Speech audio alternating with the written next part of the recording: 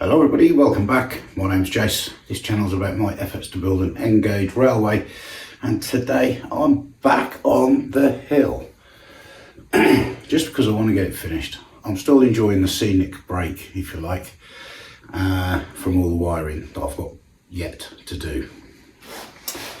So I'll get the camera and I'll show you. So as you can see, the road's dried out. The track marks are visible, the tyre marks, but you will notice I've placed stones around the place. These are just stones out of the garden, and if you look at any sort of scenery in the Scottish area or the Snowdonia area or the Lake District, that sort of place, this sort of terrain will always have boulders that are just sort of in an odd place. So the reason for that is glacial movement back when the mountains were formed, and these stones were, or boulders, rocks, were ground along in the glaciers and chucked out at the end, and that's why they can often appear very different to the rocks in the area. So for example, the rocks in an area could be quite jagged and sharp, but there's these nice smooth boulders just sat in the middle of somewhere, nowhere near even any rock faces. And I think the proper term is erratic boulders, and it's basically boulders that were moved by glaciers and then just dropped and left. And so Scotland has got a lot of this going on, and so I'm going to include that with some just little tiny pebbles from the garden. This one I'm not certain about. I might put that in there, not as an erratic boulder, as part of this rock face, sort of. I don't know yet. I'm not sure about that one. That I'm not doing. That's a piece of the tile grout, but it doesn't match the rock that I've already done. So these ones are nice and sort of smooth, and they're quite good as erratic boulders. The ones at the back here, I've put those there because they're more jagged, more sharp, and that's to simulate rock that has fallen off here at some point in the past, and it's just landed at the base of the cliff. So I'll show you it from a few different angles, because looking at it from this height doesn't look as good, in my opinion, as looking at it from sort of ground height. And it's which perspective you choose. You know, when you're building the model, you've got to decide which way you're going to go.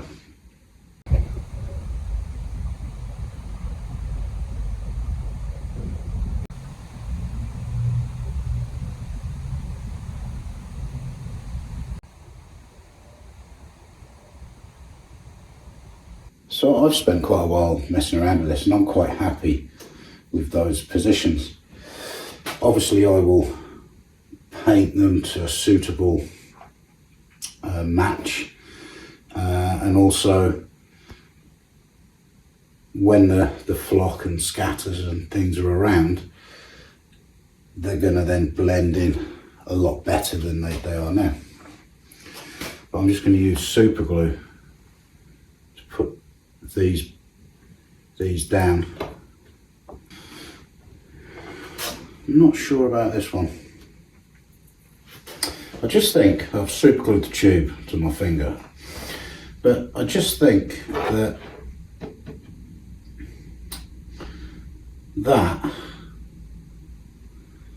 looks a bit strange, but I've got to imagine it with the next board on as well. Yeah, I think I'll leave it. I won't put one in there. Let's see if I can get my, there we go. It's not that super, is it? So another little job, detailing job I want to do before I put flock and scatter down is, obviously this is quite a steep, sharp bend here with a drop.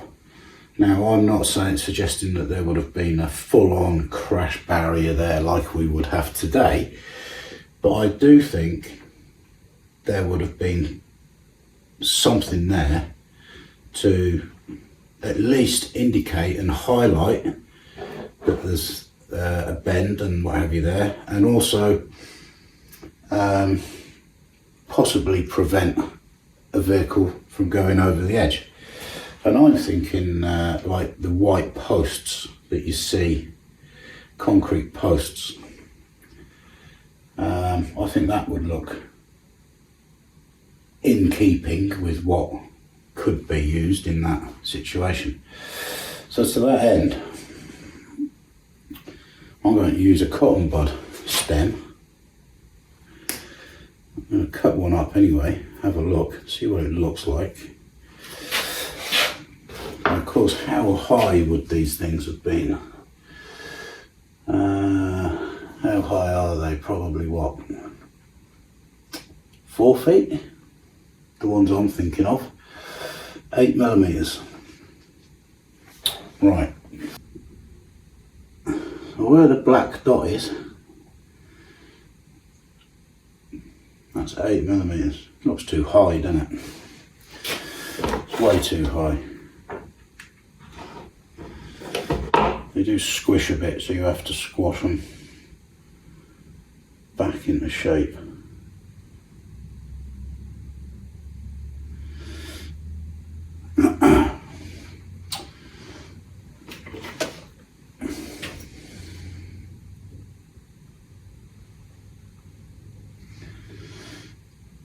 That'd be something like that.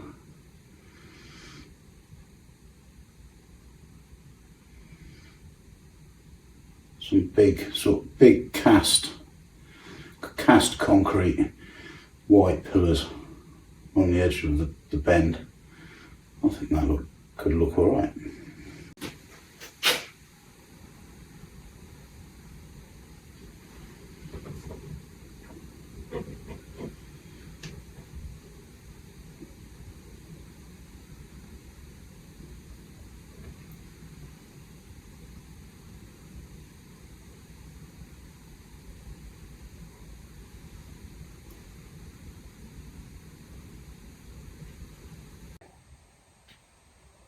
There we go.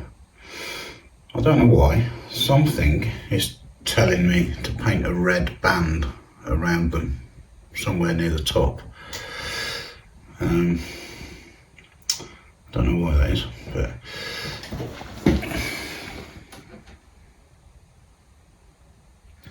I need to put a little bit of white paint on the top just to fill the hole in the little tube.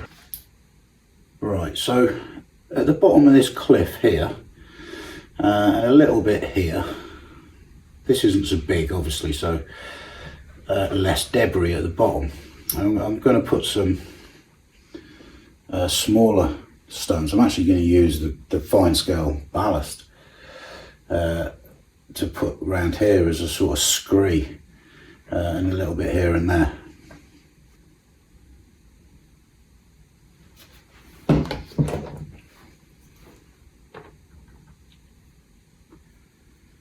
I'm just going to put it on with PVA.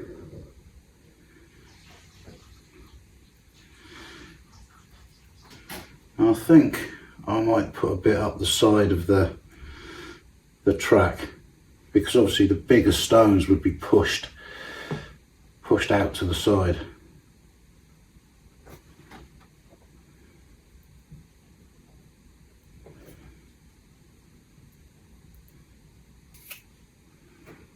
I don't want them up the rock face.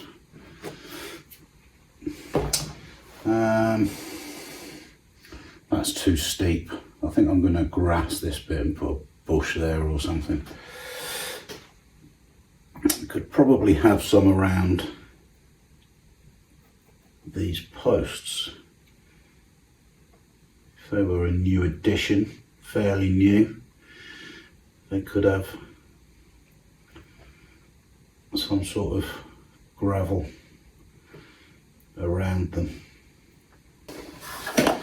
Right, let's put a bit at the bottom of this cliff first. Now I'm obviously going to have to paint this afterwards.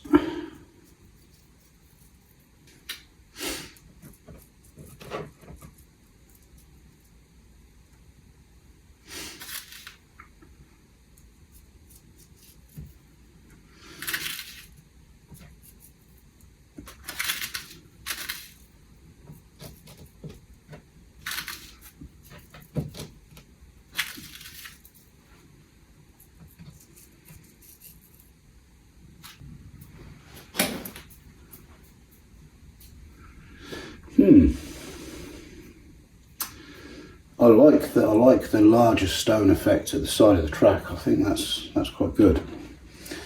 I think we could perhaps do with a bit on that bend.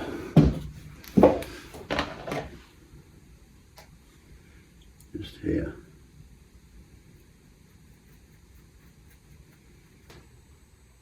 Okay, so the glue's dried. I've actually added a little bit more ballast up here, but I'm not going to paint that. I want that to stand out as though these posts have been put in and that's how they've backfilled it, if you like. So I need to paint the ballast stones on the rest of it.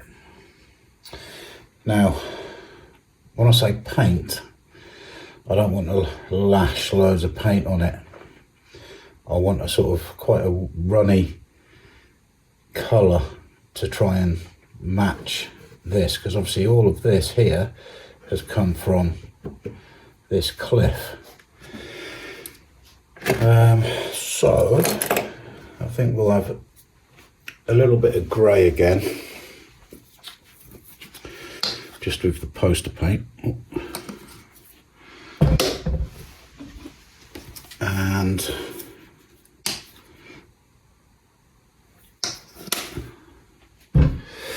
I've got my browns and things ready, so I'm going to want a really soft brush for this so it doesn't all drag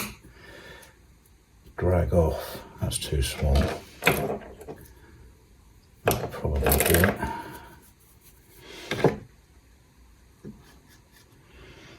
Going to give them that grey colour again to start with, just like I did with the rocks. I'm not sure how else I would manage to tone that down. Some water in it. Alright, let's have a go.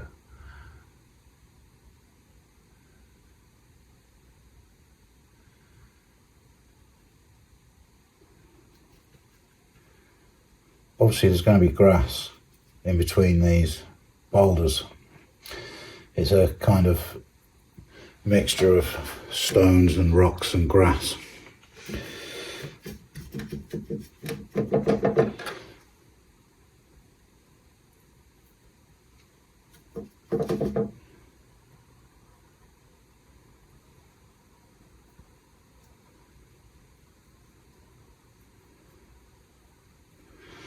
Okay.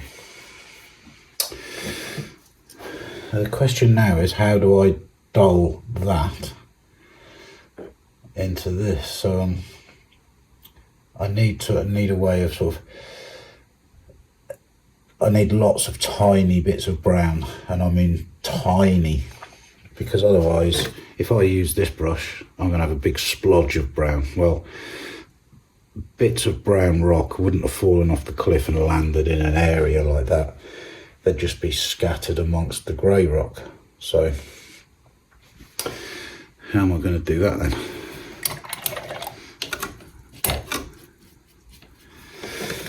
So I think we're going to have to go with that orange. Alright, so it will take there. Can I now fade it?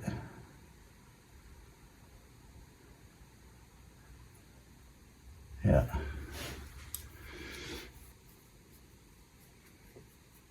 It's just to give that connection to the cliffs, if I can. Alright, so I've done a bit with the orange. I'm not convinced it's giving the effect that I want. So I'm going to have a go with a bit of burnt umber. Let's have a go here.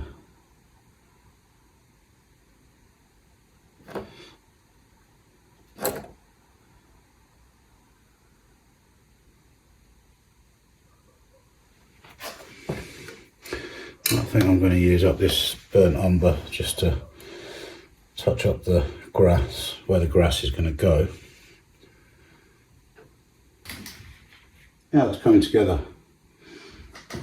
I'm just imagining now a car parked here overlooking the harbour at night, and if I can get a light in it, you know, that'd be quite cool, wouldn't it? A little dim light inside a car parked there.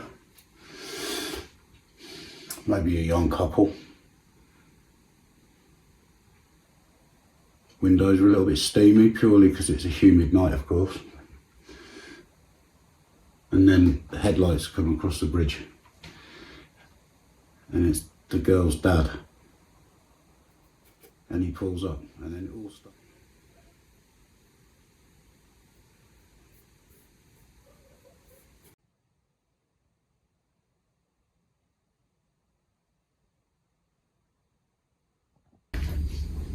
The dirt track doesn't look dirt track enough for me somehow.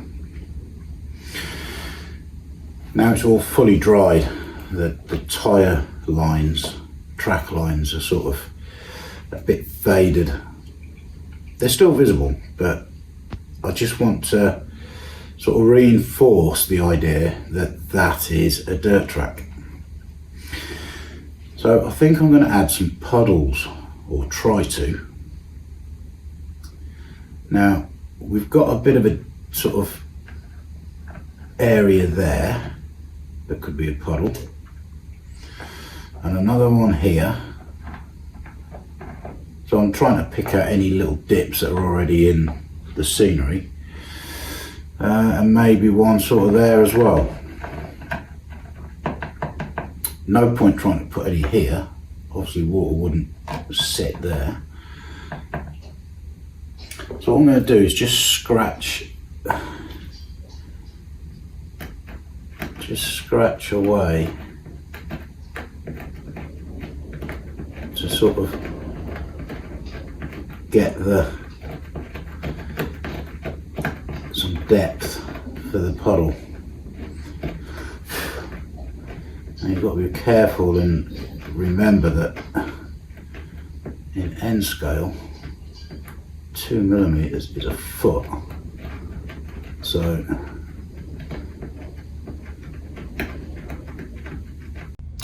I've scratched these little holes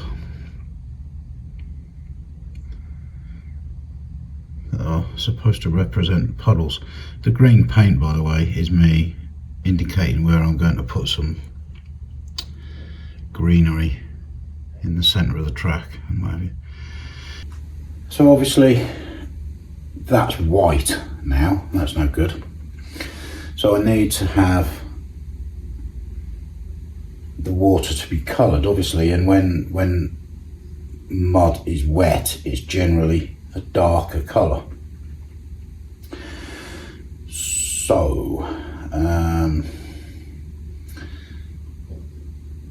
I think what I'm going to do is use PVA in these because it dries clear, but I'm going to sort of give it a hint of brown or something and see how it looks when it's dried, and if it needs a little dab of clear varnish to give it that shiny look, that's what I'll do. But hopefully at sort of this scale and at those sort of sizes, a bit of PVA just for the puddles will be fine. I wouldn't do the sea like that, obviously, but these little tiny bits, it might work. So I'm obviously dealing with extremely small amounts here, so I need a tiny bit of paint. I'm going to go with a little bit of burnt umber,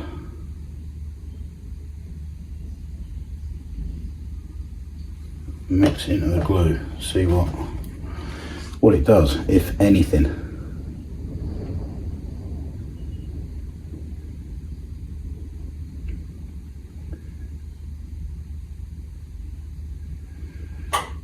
It's interesting. It's going a grey colour.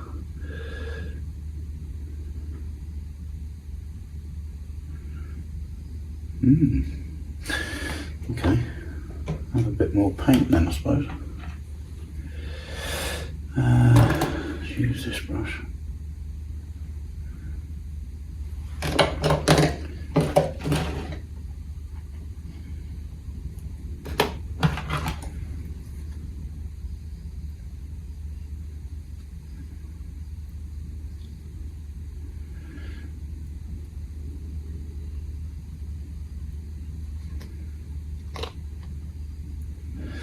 That doesn't look like a brown to me, that's gone grey. Okay,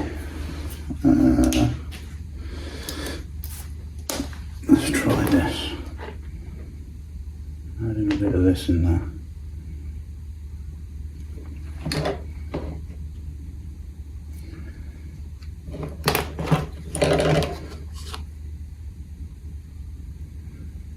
That's more like it.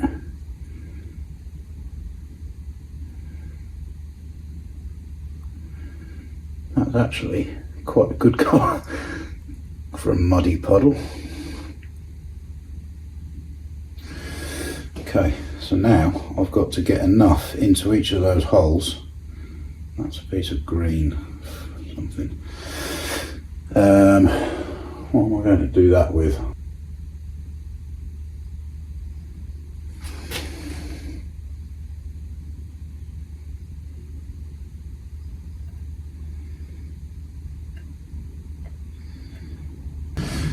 Okay, so we've got some of the paint in there. This one's actually quite deep and these need filling in a bit, so I'm going to put a tiny bit of PVA over the top and try and fill the hole in.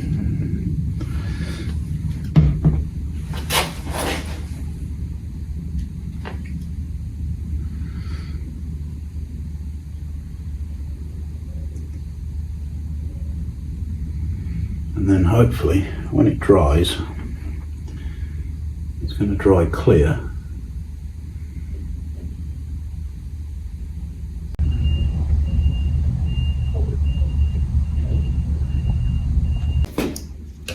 Right, I think that'll look okay, to be fair, when it's dry, as a hint that they're puddles, hopefully.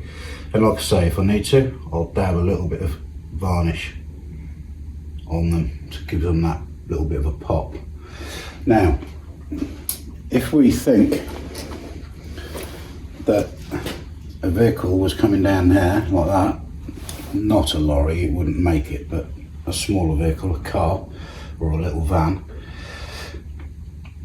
it would have dragged the water down the track as it came down the puddles, through the puddles. So I'm happy as to, you know, when I get one, stick a little van there or something to set the scene that it's just come down here and it's dragged this water through. So what I need to try and achieve is darkening this ground so that it looks like it's wetter nearer the puddle and then getting drier as the tyres shed the water onto the dirt. Interesting little thing to try and achieve.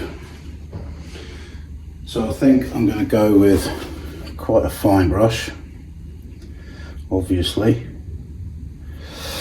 a tiny bit of burnt umber, it's way too much, and some water. I'll put that over there, add some water.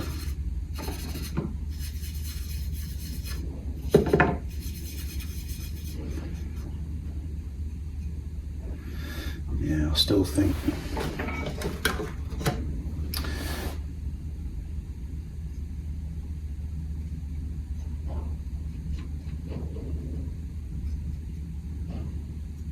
that might be something like, I've got to be so careful with this. It would be thicker near the puddle. Yeah, it's going to soak in a bit and then get narrower.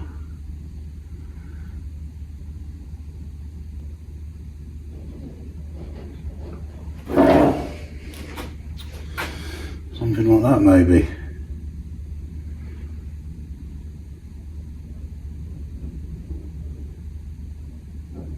And then with the foliage in the middle, sort of green.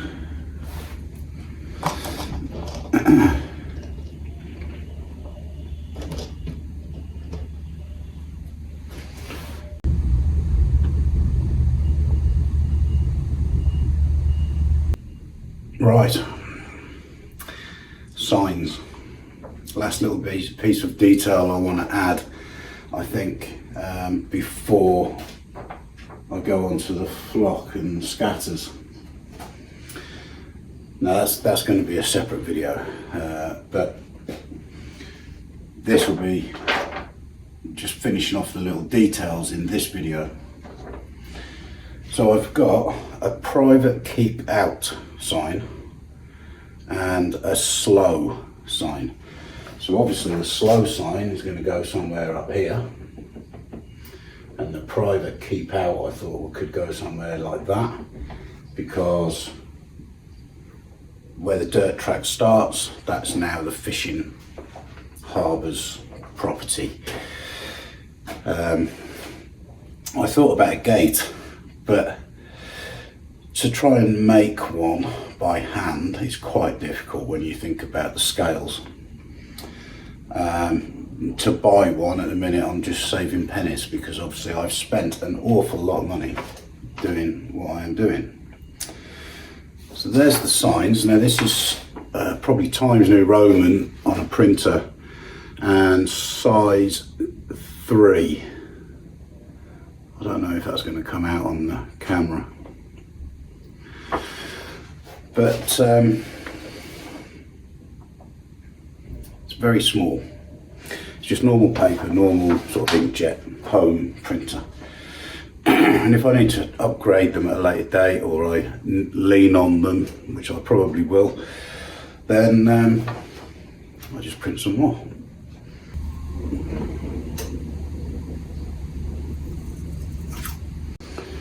So what I'm going to do for the posts is just get a few strands of wire from a electrical wire and just twist them together, and then glue that to the back of that if I can.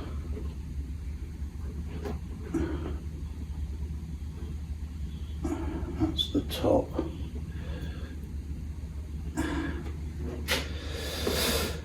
So I need, I'm just going to go with a bit of PVA for this. I'm going to dip that in the PVA.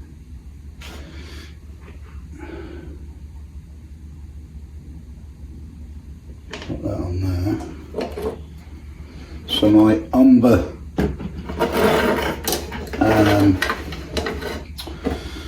watermarks are very faint. I'm just going to beef those up a little bit.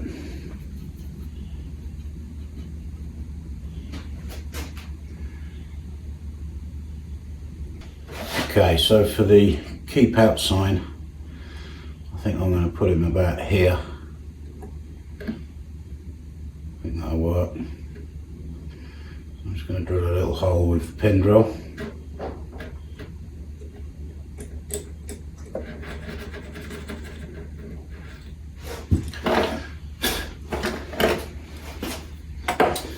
And I'm going to get some super glue. I'll try not to stick myself to the tube again. And drop a bit down the hole.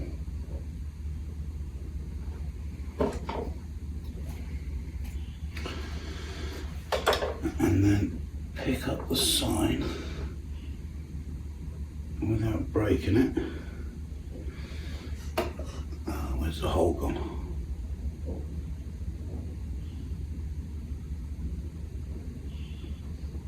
That's going to be too long.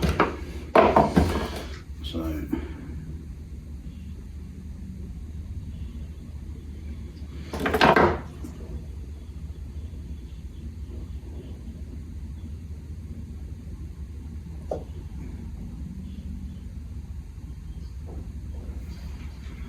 that'll do.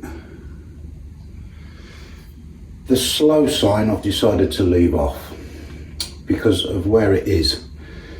I will just end up killing it, so that can be done another time. Final detail, I'm only really putting this one in because it's down there, it's out of the way, less likely to get damaged, and it's a little bit of detail to go on there. So really I think now what is left is going to be the flock, scatters, bushes, all that.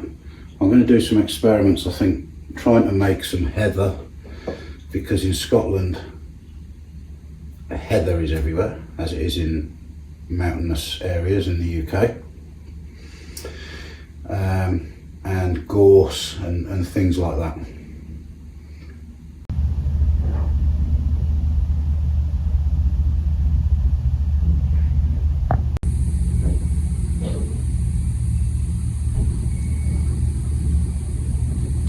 Okay everybody, thanks for watching. I hope you've enjoyed it. If you have, give it a thumbs up. If you've got any tips for me, put them in the comments. If you haven't subscribed yet, then why not? You know, if you've enjoyed the video, it doesn't cost you anything to subscribe. And we're approaching the 400 subscribers, so come on, press the button. So next time we're going to be flocking and stuff, putting the final sort of touches to it in the way of greenery and shrubs and bushes, and I might even make some trees, and I want to try and make some heather, and if successful I'll show you how I did that too. So thanks for watching, and I will see you next time.